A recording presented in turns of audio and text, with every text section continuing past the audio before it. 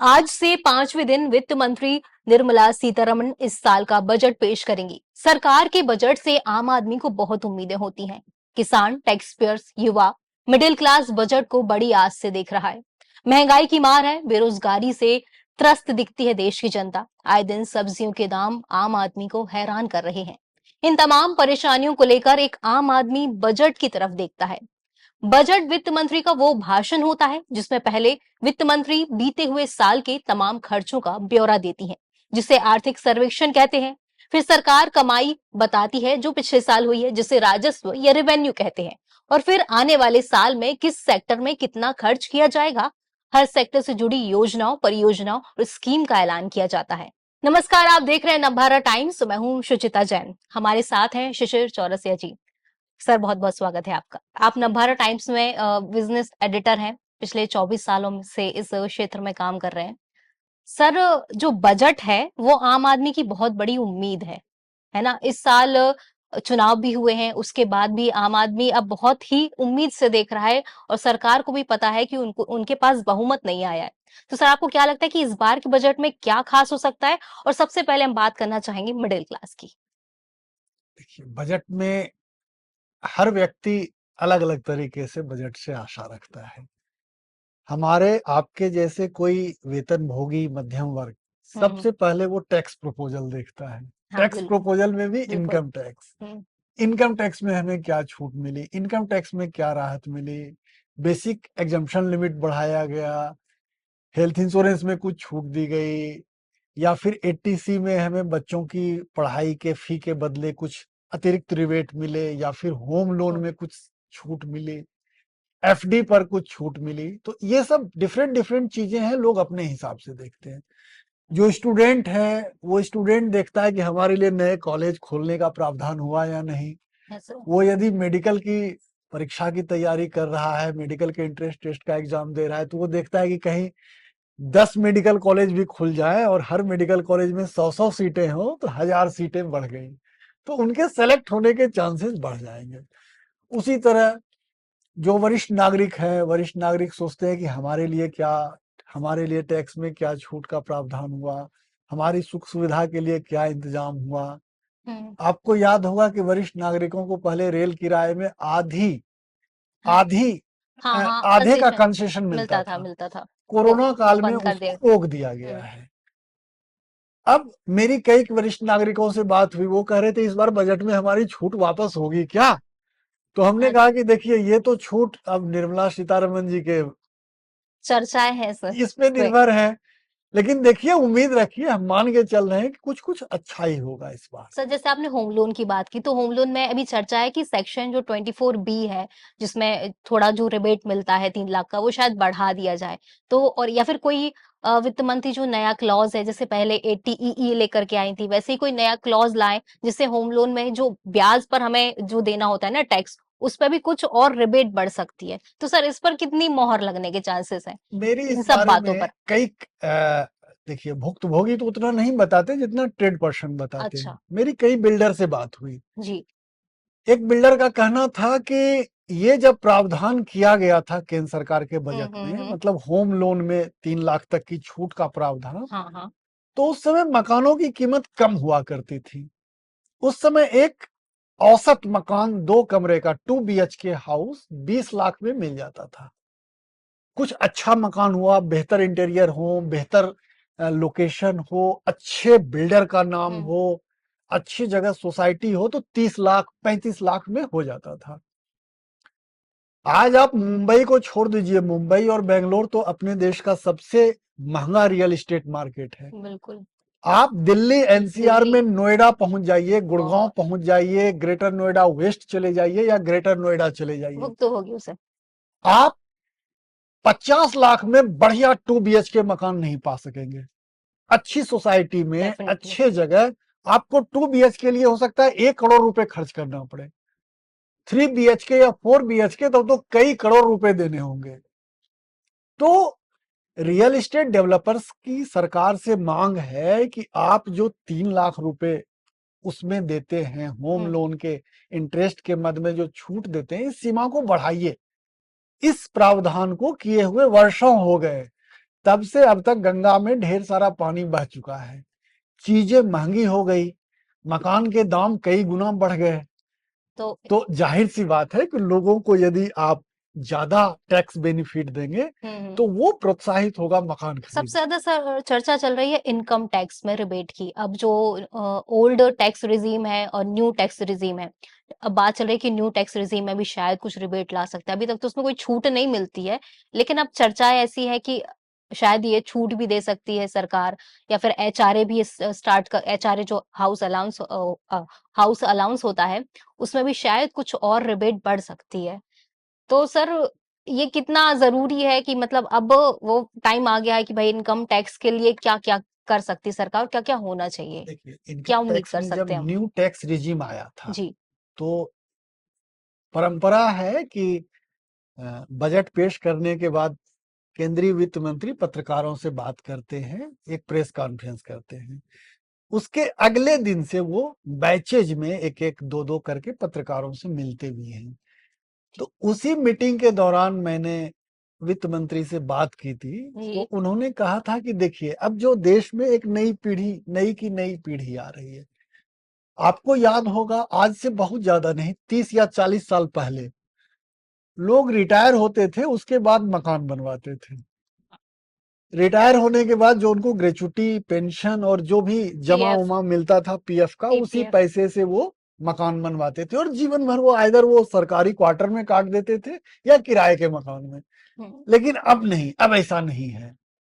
अब आप देखिए कोई नई नौकरी की शुरुआत कर रहा है, 3 साल 4 साल हुआ, शादी तक नहीं हुई और वो अपने नाम एक फ्लैट की बुकिंग करवा ली। तो आपका तो मतलब ये इसके पीछे 2-3 कारण है। एक तो है कि उनकी एक प्रॉपर्टी बन रही है, रियल हुँ, एस्टेट एक बन हुँ। रहा है। दूसरा है कि जो पैसा उसका टैक्स में जा रहा है, वो कहीं न कहीं टैक्स के रूप में उसकी बचत होती है उस हाँ, पर, उस पे रिबेट मिल जाता है। रिबेट मिल जाता है। और तीसरा और सबसे बड़ा कारण जो कि हम आप स्वीकारने में हिचकते हैं, आज की नई पीढ़ी जो है अपने माता-पिता के साथ या इन-लॉज़ के साथ या बड़े बूढ़ों के साथ रहने में थोड़ा-सा लगता है कि उनकी स्वतंत्रता कहीं न कहीं प्रभावित हो रही है। तो आप हमने देखा है सर कि जो इसमें एक एक पॉइंट मैं भी मतलब ऐड करना चाहूंगी। जैसे अब घर लेने की बातचीत हुई, तो जैसे मैं भी हूँ या मेरे साथी जितने भी हैं, हमें लगता है कि भाई इतना हम हर महीने जो रेंट के तौर जी, पर देते हैं, उससे बेहतर हम ईएमआईस लेने लगे, बिल्कुल, तो बिल्कुल। हमारी खुद की एक प्रॉपर्टी खड़ी हो जाएगी। तो अगर उसमें सरकार से थोड़ा और सहयोग मिल जाता है तो भाई हुँ, जो रेंट, क्योंकि रेंट का पैसा तो पूरा स्वाहा है ना, वो तो ज़ाहिर-सी कुछ भी बात है। उससे हमारा तो कुछ हमें मिल नहीं रहा है इस पर। डेवलपर यही बताते हैं, जब हम लोग आए थे, नई-नई नौकरी शुरू किए थे, तो उस समय 90s के डिकेड में 1990 के दशक में हम लोगों को यही था कि हम गाँव से आए यहाँ दिल्ली में पढ़ने, दिल्ली यूनिवर्सिटी में पढ़े, जेएनयू गए या जहाँ भी पढ़े। हम्म, पढ़ के नौकरी करके वापस चले जाना है। गाँव में खूब लंबा-चौड़ा मकान है, लंबी-चौड़ी खेती है, वहीं जाके सेटल होंगे। उस समय हमें लगता भी नहीं था कि यहाँ हम मकान बना के रहेंगे। लेकिन उस समय मैं मिलता-जुलता था डेवलपर से, बिल्डर से, उस समय भी यही वो लोग यही कहते थे कि आप जितने पैसे मकान के किराए में देंगे, वही। उतने पैसे को आप ईएमआई में बदलवा लीजिए, आपका मकान का किराया बचेगा और जाते-जाते जो है आपकी एक एक अच्छी प्रॉपर्टी प्रॉपर्टी। बन जाएगी। और मुझे लगता है कि वो उनकी दलील सही थी। हम जब यहाँ नौकरी करने की शुरुआत किए थे तो दिल्ली एनसीआर में 3.5 लाख 4 लाख में 2 बीएचके मकान हो जाता था। आज वही मकान हमने बताया कि 1 करोड़ हम्म। तक पहुंच गए। और उस समय कितना 3.5-4 लाख में आप 2 लाख 3 लाख रुपए लोन लेते थे और 2 लाख 3 लाख में 2,000 या 3,000 रुपए की ईएमआई आती थी। तो आपने 3 लाख लिया, 5 लाख में भी मकान लिया और 10 लाख इंटरेस्ट लगा के 10 लाख आपने दिया। 10 लाख आपने दिया बैंक को हम्म। और उसके बाद आपने किराया उतना आपका बचा मकान में रहे और आज की तारीख में वो 5 लाख का मकान 1 करोड़ का हो गया। तो इसमें आपको दोनों हाथ में लड्डू हैं, फायदा ही फायदा है। तो इसी में सरकार यदि टैक्स बेनिफिट थोड़ा-सा बढ़ा हाँ, देती जैसे है। कि बात वही है ना कि सर जैसे अगर मान लीजिए 40-45 लाख का कोई मकान या इतना भी हम लोन लेने का सोच रहे हैं और उसमें लेते तो हर साल तो 4 लाख का आपका जो लोन है उस पे जो ब्याज लग रहा है उतना ही हर साल आपको 4 लाख ब्याज देना है। अब यहाँ पर जो घर खरीदने वाले हैं, होम बायर्स हैं, वो सोचते हैं भाई यहाँ पर हमको रिलैक्सेशन दे दो हुँ, कि कम से कम ये हमको ब्याज तो ना देना पड़े। अभी 3 लाख है, थोड़ा और हमको इतना तो रहे कि ये हमारा जो है बैलेंस हो जाए, तो कम से कम अपना घर ले पाए। तो बात यहाँ दिक्कत आ जाती है, क्योंकि अभी लोन भी महंगा है, उसका इंटरेस्ट, फिर हर साल इतना इंटरेस्ट देना, फिर ईएमआईज, और फिर डाउन पेमेंट, तो कई सारी चीजें लेकर के भाई एक घर खरीदने वाला इंसान आप मान रह के जाता चलिए है। कि हो सकता है आपकी विश पूरी हो जाए, हो जी। सकता है इससे जुड़ा भी कोई प्रावधान हो जाए, क्योंकि देखिए भारत में गृह निर्माण पूरा का पूरा एक उद्योग है। हाँ, हाँ।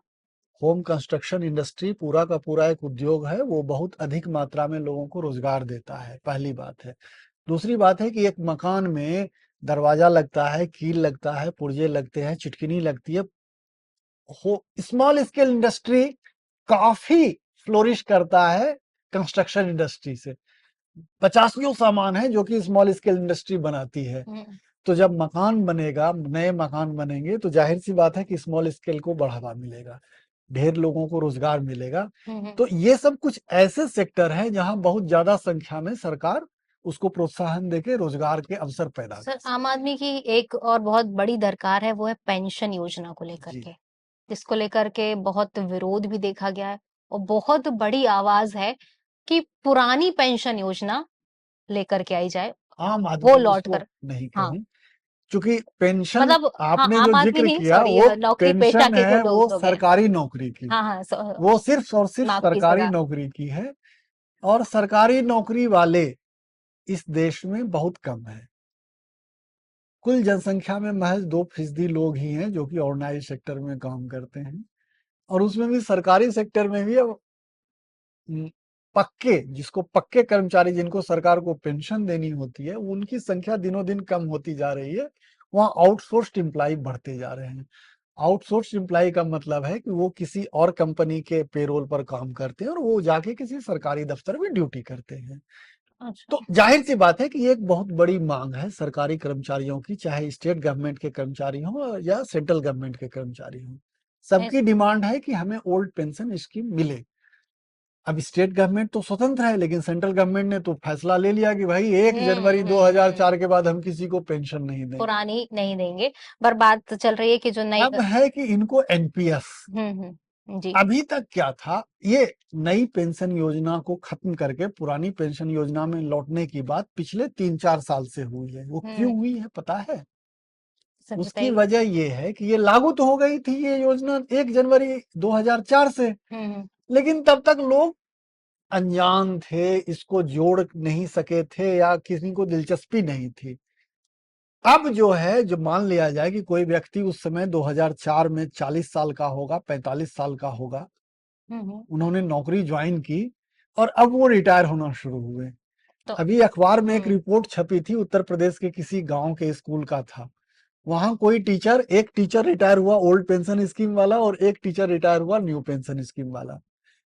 ओल्ड पेंशन स्कीम वालों ने जो नौकरी की थी उसको, उसका तो पेंशन बना 50% सैलरी। नहीं, वो जो बना उसका पेंशन बना 45,000 रुपए। अच्छा, अच्छा। और जो न्यू पेंशन स्कीम वाले थे उनका पेंशन बना 2 या 3 हजार, मुझे एग्जैक्ट याद नहीं है, लेकिन ओके। इतना कम बना। अब एक खुश है कि मेरे तो 45,000 रुपए पेंशन बन गए, एक माथा पीट रहा है कि हमें 2 हजार 3 हजार रुपए पेंशन बना है, अब इसमें हम कैसे काम करेंगे। तो वही, हाँ, तो वो जो नेशनल पेंशन स्कीम। तो लोगों ने अब देखा कि अरे एनपीएस तो बड़ा गड़बड़ है, हमें तो कुछ पेंशन ही नहीं मिलेगा, हम पूरे परिवार में कैसे पूरा परिवार चलेगा। हम्म। ऐसे बहुत से लोग होते हैं, रिटायर हो जाते हैं, उनके बच्चे सेट नहीं होते, बेटी कुंवारी रह जाती है, शादी करनी है, या बेटा नौकरी नहीं तब तक कर पाता, देर से शादी कर, आजकल जैसे चलन चल रहा है कि 35 साल में शादी करते हैं, 40 साल में बच्चे हुए, 20 साल में रिटायर हो गए, आप 60 साल में पता चला कि आपके बच्चे उस समय कॉलेज में ही पढ़ रहे हैं। तो उनके लिए अब 2-2.5 हजार पेंशन मिलेगा तो घर का खर्च चलाएंगे, अपना खर्च चलाएंगे या बेटे को पढ़ाएंगे। तो सर, तो परेशानी तो है ही। बात तो है ही, क्योंकि पुरानी पेंशन स्कीम में आपको मतलब सैलरी का 50% मिलता है कि मिलेगा ही मिलेगा। अब जो नेशनल पेंशन स्कीम है, उसमें आप इन्वेस्टमेंट आधारित है। सरकार, आप 10% दे रहे हैं, इन्वेस्ट करते जा रहे हैं, और नहीं, वो सरकार फोर्टी आपका है, परसेंट दे जितना रही। बनेगा, जितना बढ़ेगा पैसा उसी का हाँ, शेयर मिलेगा। मार्केट बेस कर हाँ, दिया गया। अच्छा, तो ओल्ड पेंशन स्कीम में एक और फायदा है। क्या? वो चूंकि वेतनमान पे आधारित होता है, उस पे सरकार जब जब डीए रिवाइज करती है, साल में 2 बार डीए रिवाइज करती है, हम्म। 4-4% तो हम्म। करती ही है। हम्म। तो 8% पेंशन बढ़ गया। अच्छा। उसके बाद खुदा न खास्ते यदि 8वां वेतन आयोग लग गया तो 8वां वेतन आयोग में जो वेतन भोगियों का मूल वेतन बढ़ेगा, वही पेंशनरों का भी मूल पेंशन बढ़ जाएगा। तो उसमें एक बारगी एक झटके में पेंशन बहुत ज्यादा बढ़ जाएगी रकम। सर, आपने 8वें वेतन आयोग की बात की, इस पर भी चर्चा है कि 8वां वेतन आयोग उसकी शायद सरकार इस बार ऐलान कर सकती है, और जो न्यूनतम सैलरी है वो 15 से 25 के आसपास कर सकती है सरकार। हालांकि 7वां वेतन आयोग जब आया था तो उसमें स्पष्ट रूप से सरकार ने कह दिया था कि ये अंतिम वेतन आयोग है, अब इसके बाद वेतन आयोग का गठन नहीं होगा। हर साल जुलाई में 4% उनके वेतन में बढ़ोतरी हो जाएगी, साल में 2 बार डीए बढ़ेगा और नया वेतन आयोग नहीं आएगा। लेकिन सरकार तो सरकार है, सरकार ने बोल दिया कर्मचारी लामबंद हो रहे हैं, स्टेट गवर्नमेंट के कर्मचारी हैं, सेंट्रल गवर्नमेंट के कर्मचारी हैं। और होता क्या है कि सरकारी कर्मचारी थोड़ा सा ओपिनियन मेकर होता है समाज में, खास करके मास्टर जी जो बोल देंगे पूरे गांव के लोग उसको मानते हैं। तो सरकार को लग रहा है कि कहीं ना कहीं जो है ये लोग नाराज हैं। तो कभी कभी, हालांकि स्पष्ट रूप से अभी तक कोई बयान केंद्र सरकार की तरफ से या वित्त मंत्री की तरफ ये से सारी नहीं आया है। चर्चाएं हैं, जो हम उन्हीं ये पर सब बात कर रहे हैं, जो चर्चा अभी तक है, बजट को लेकर के जो इतनी चर्चाएं आई आइदर है। अखबारों में रिपोर्ट हो रहा है या कोई यूनियन का नेता मांग करते हैं, तो चर्चा है। इन लोगों का दावा है, कुछ यूनियन के नेता तो कह रहे थे कि मेरी एक मंत्री से मुलाकात हुई, उन्होंने हमें आश्वासन दिया है कि नहीं हो जाएगा। अब क्या होगा नहीं होगा ये तो बजट में या बजट के बाद सरकार के बजट नियम के या दिन ही उसके बता फैसले ही बताएंगे। लेकिन ये चर्चा है कि शायद 8वें वेतन आयोग की घोषणा हो जाए। सर, एक और बात जो खबरों के बीच चल रही है सबसे ज्यादा, कि इस बार सरकार अपनी नीति बदल सकती है निजीकरण, प्राइवेटाइजेशन को लेकर के। बात ऐसी चल रही है कि इस बार सरकार को बहुमत नहीं मिला है, तो जो नाराज जो वोटर्स हैं उनको संभालने के लिए, फिर सरकार के पास इस बार पूर्ण बहुमत नहीं है, गठबंधन की सरकार है, तो इसको लेकर के वो निजीकरण से अब सरकारी कंपनियों के मुनाफा बढ़ाने को लेकर के काम करेगी। ये तो हुई सरकार की रणनीति की बात। यस। हालांकि आप देखें, हम जब सरकारीकरण की बात करते हैं तो सरकारीकरण से हर जगह कोई ऐसा नहीं है कि फायदा ही हुआ है। आप यदि दिल्ली में रहते हो तो आपको पता होगा कि दिल्ली में पहले सरकारी डिस्कॉम था, बिजली कंपनी सरकारी थी। तो कुछ होता था तो सरकारी लाइनमैन आए, वो आ रहे हैं जी, आ रहे हैं, आप फोन करिए, जाके बुलाइए, आ रहे हैं। देरी से आते थे वो कुछ चाय पानी मांगते थे। चाय पानी का मतलब आप समझ रहे हैं ना? हाँ, कुछ वो मांगते थे। मुझे याद है एमटीएनएल का जमाना, जब सरकारी कंपनी एमटीएनएल हुआ करती थी, तो एमटीएनएल के फोन आए दिन खराब होते थे, और वो एमटीएनएल का लाइनमैन आता था ठीक करने, तो कुछ ना कुछ पैसे, मतलब कुछ ना कुछ का मतलब 50 रुपए से कम नहीं लेके जाते थे। और वो एक बार आपने दे दिया तो जान गया, तो आपका ना खराब हो तो जानबूझ के खराब करता ही था, ताकि फिर से बुलाए और फिर से मुझे खुशबख्ती मिले।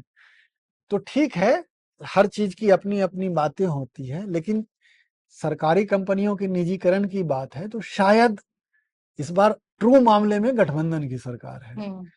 तो गठबंधन धर्म का पालन करने में अब हर किसी को खुश करना है। अब गठबंधन धर्म में थोड़ा सा सरकार कमजोर होती है, इस तरह के लोग कहते हैं, जानकार कहते हैं कि जब सरकार कमजोर होती है तो आम आदमी के हक में ज्यादा फैसले अच्छे होते ये हैं। बहुत अच्छा स्टेटमेंट दिया आपने। तो बहुत सारे लोग, मेरी कुछ यूनियन के नेताओं से भी बात हुई, जिसमें बैंक यूनियन के भी नेता थे, तो कल ही बैंक नेशनलाइजेशन की वो बरसी, मतलब जिसको कहते हैं जयंती कह लीजिए, वर्षगांठ कह लीजिए, कल थी। तो मेरी कल यूनियन के कुछ नेताओं से बात हुई थी, तो उन्होंने कहा था कि नहीं अब तो कोई बैंक का निजीकरण नहीं होगा, अब तो सरकार झेल ही नहीं पाएगी। लेकिन देखिए, मैं फिर यहाँ कह रहा हूँ, सरकार सरकार है, सरकार कुछ भी कर ले। हम लोग जब कॉलेज में पढ़ते थे तो पॉलिटिकल साइंस की कक्षा में हम लोगों को पढ़ाया गया था कि सरकार सर्वशक्तिमान है, वो नर को मादा और मादा को नर करने के अलावा सारे काम कर सकती है। सरकार में इतनी शक्ति है, सरकार कुछ भी कर सकती है, इसलिए ये सब मुगालते में ना रहे। सरकार को जो करना होगा वो करेगी, लेकिन सर, ठोक के करेगी। बजट आने से पहले सारी चर्चाएं चलती हैं, वो चर्चाएं जनता तक पहुंचनी चाहिए, मुझे लगता है, और उन पर हमें भी बातचीत करनी चाहिए ताकि एक अवेयरनेस हो, एक जागरूकता हो कि अच्छा ये सारी बातें चल रही हैं, अब इस पर सरकार क्या लेकर के आने वाली है, हमें कितना फायदा होने, हम हमारे लिए कौन सी स्कीम है, कौन सी योजना आ रही। जी महिलाएं भी काफी आज से देखती हैं एक बजट को। सर बजट ना ऐसी चीज होती कि अब नौकरी पेशा हो, मिडिल क्लास हो, आम आदमी हो, हर कोई बहुत आज से देखता है कि इस बार अच्छा बजट आए, क्या है हमारे लिए, क्या सस्ता हो रहा है, क्या महंगा हो रहा है, क्या क्या योजना लेकर के आई तुम। नटशेल में मानिए कि बजट एक ऐसा दस्तावेज है जो समाज के हर व्यक्ति, हर स्टेक होल्डर को छू के चलता है, जो चाहे कारोबारी हो, बिजनेस चाहे क्लास बोल बिजनेस सकते। क्लास हो, चाहे इंडस्ट्रियलिस्ट हो, इवन जो समाज के अंतिम पायदान पे खड़ा व्यक्ति है, जो भीख मांग के अपना गुजारा करता है, उनके लिए भी बजट मायने रखता है। हाँ बजट बहुत में सही। उनके लिए भी योजनाएं होती हैं। सरकार की जो मुफ्त अनाज योजना है वो तो हम्म एक उन्हीं के लिए है ना, जो अपना खुद पेट नहीं भर सकते। वो इस स्थिति में नहीं है कि वो कमा के अपना पेट भर सके, तो सरकार उनको मुफ्त में अनाज दे रही है ना, बिल्कुल। वर्षों से दे रही है, अगले 5 साल तक देगी। तो और महिलाएं क्या देख सकती हैं इस बजट से। देखिए, आपको याद होगा, पिछले साल 15 अगस्त के अवसर पर प्रधानमंत्री ने लाल किले के प्राचीर से घोषणा की थी, लखपति दीदी हम्म योजना, याद उसी है? पर बिल्कुल बात करने वाली थी। लखपति दीदी योजना का ट्रेलर इस साल के अंतरिम बजट में निर्मला सीतारमन ने हम्म दे दिया है। दिखाया था। 1 लाख से 1 करोड़ तक का ऋण, इंटरेस्ट फ्री, सरकार उसका ब्याज भरेगी। तो सर ये जो तो सेल्फ हेल्प ग्रुप्स होते हैं, जी, स्व सहायता समूह जो होते हैं गांव में, ये उससे अलग है क्या।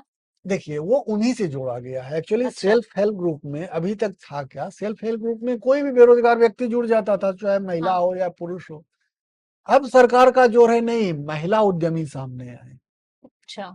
महिलाएं उद्यमी बने, वही सेल्फ हेल्प ग्रुप बनाए, उनको लखपति दीदी योजना में उद्यमी बनाया जा रहा है, उनको कौशल स्किल्ड किया हाँ जा रहा है। सिखाया। किन्हीं को मान लिया जाए कि घर घर में अब रेफ्रिजरेटर आ गया, हाँ। एयर कंडीशनर आ गया, तो किन्हीं को एयर कंडीशनर एंड रेफ्रिजरेटर की ट्रेनिंग दे दी गई, वो उसका मेंटेनेंस करेंगी, वो उसको ठीक करेंगी। किसी को किसी चीज के बनाने की ट्रेनिंग दी गई, हम्म किसी को खेती बाड़ी की उन्नत ढंग से कृषि करने की ट्रेनिंग दी गई, घर में खेत है जो उसमें गाँवों लगाइए। में जो स्वयं सहायता समूह महिलाएं बना करके काम करती हैं, वो ज्यादातर छोटे छोटे से बिजनेस होते हैं, अचार का, पापड़ का, यही तो मैं बता रहा टोकरी हूँ का। कि तो गांव ये में उससे जो कैसे, मतलब उससे कैसे ये अलग होगी। उपलब्ध संसाधन है, जी। उससे जुड़ी ट्रेनिंग दे दी सरकार ने, हाँ हाँ। ठीक है। हाँ। अब उसको है कि आपने बना लिया, बना तो लिया, आप बेचेंगे कहाँ? तो बेचने के लिए उनको इस तरह से स्किल्ड किया जाएगा कि आप ऑनलाइन, अच्छा। ऑनलाइन मार्केट प्लेस ढेर सारा खुल गया है, आपको पता ही होगा। हाँ हाँ हाँ। बड़ी बड़ी कंपनियां, अमेरिकी कंपनियां तक हैं, इसमें कुछ देशी कंपनियां हैं। तो सरकार उनको अपस्किल करेगी, उसको बनाने के लिए सीखेगी, सिखाएगी, उनको बनाने के लिए पूंजी की व्यवस्था करेगी। 1 लाख अच्छा। से 1 करोड़ तक के लोन दे रही है, जिसका हम्म इंटरेस्ट सरकार देगी। हम्म। इंटरेस्ट फ्री लोन हो गया उनके लिए। बेचने के लिए उनको टाई अप करवा देगी, अच्छा। और उनको वो यूपीआई, भीम, ये सबसे पेमेंट लेना देना, लेन देन करना, ट्रांजेक्शन करना सिखा सिखाई, देगी। मतलब ये सारी चीजें अब गाँवों तक भी जी, पहुंचेंगी, महिलाओं तक भी तो पहुंचेंगी। उनको जब सशक्त किया जाएगा तो वो आर्थिक रूप से सशक्त होंगे। और आपको तो पता ही है कि घर की एक महिला यदि पढ़ी लिखी हो तो वो कम से कम 4 व्यक्ति को पढ़ाती है। एक जी। पुरुष पढ़ा लिखा हो तो कोई जरूरी नहीं है कि वो 4 व्यक्ति को पढ़ाएगा ही पढ़ाएगा, क्योंकि बच्चे तो महिला ही पढ़ाती हैं, गांव में देखते होंगे। पिताजी बजट। तो काम करने गए, घर में महिलाएं ही अपने बच्चों को पढ़ाते थे। यदि वो पढ़ी लिखी होंगी तब तो वो अपने बच्चे को पढ़ा पाएंगी। इसी तरह जब वो फाइनेंशियली साउंड होगी, वो आर्थिक रूप से सशक्त होगी, तो उनका परिवार आर्थिक रूप से सशक्त होगा। शायद सरकार की यही मंशा है, और हो सकता है कि बजट में इससे जुड़े कोई तो मुझे प्रावधान लगता है कि हाँ, हो जाए। ये जो छोटी छोटी योजनाएं चलती हैं गाँव के अंदर, जी महिलाओं के छोटे छोटे से जो स्वयं सहायता समूह के द्वारा जी छोटे छोटे से बिजनेस या फिर व्यापार चलते, तो उनको शायद बूस्ट मिलेगा अगर ये योजना जी आती है। सर ये तो हमारी बजट को लेकर के जितनी चर्चाएं चल रही थी, उसकी उम्मीदों पे हमने बातचीत की कि क्या क्या हो सकता है, क्या क्या नहीं हो सकता है। अब एक बात आती है कि अब 23 जुलाई को वित्त मंत्री भाषण पढ़ना शुरू करेंगी। अब भाषण में शब्द आते हैं आर्थिक सर्वेक्षण, हम्म, भाषण में शब्द आता है राजकोषीय घाटा। तो सर ये क्या है? ये मतलब इसे एक आम आदमी नहीं समझ पाता कि ये टर्मिनोलॉजी जो होती है, टर्म्स अलग-अलग हैं। तो सर ये बताइए कि ये कैसे-कैसे शब्द, इनका तो क्या मतलब होता है? आपने एक चर्चा की आर्थिक सर्वेक्षण, जिसको आम आदमी इकोनॉमिक सर्वे भी कहते हाँ, हैं। दूसरा फिस्कल डेफिसिट या राजकोषीय राजकोषीय घाटा, घाटा। दोनों अलग अलग है। क्या चीज जानना चाहेंगे पहले? दोनों बता दीजिए सर, अपने हिसाब देखिए, से। आर्थिक सर्वे या आर्थिक समीक्षा जो है, बीते साल का लेखा जोखा होता है। ठीक है। एक साल पहले हमने क्या किया, हुँ।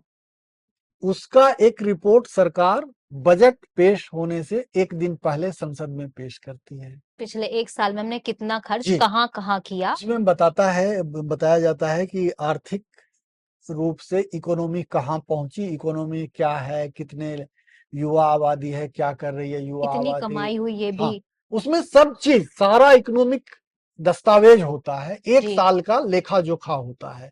उसके सहारे आप बहुत कुछ जान सकते हैं कि देश में कितने डाकघर चल रहे हैं, कितने रेलगाड़ियां कितनी दौड़ रही हैं, फैक्ट्री आउटपुट क्या हो रहा है, कितना कंजम्पशन है ना। हमारे जैसे टैक्स पेयर्स के लिए कितना इम्पोर्टेंट तो नहीं जानना। वो टैक्स पेयर के लिए उससे कोई लेना देना नहीं। इकोनॉमिक सर्वे मेनली अच्छा, इकोनॉमी का वो लेखा जोखा जी, होता है कि एक साल में हमने क्या किया। ठीक।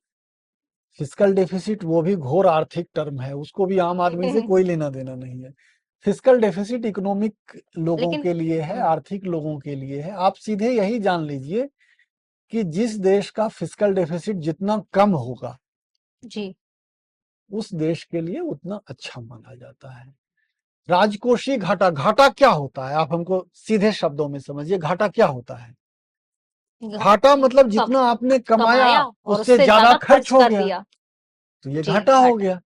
यही चीज सरकार के साथ भी होता है। सरकार की जितनी आमदनी है उससे ज्यादा खर्च हो रहा है, तो वो घाटा हो गया। तो राजकोष में जितने पैसे आए, राजकोष में जितने पैसे खर्च हुए, यदि ज्यादा निकल गए तो दैट इज डेफिसिट। यही फिस्कल डेफिसिट है। आसान भाषा में इसको आप ऐसे समझिए कि फिस्कल डेफिसिट यही है।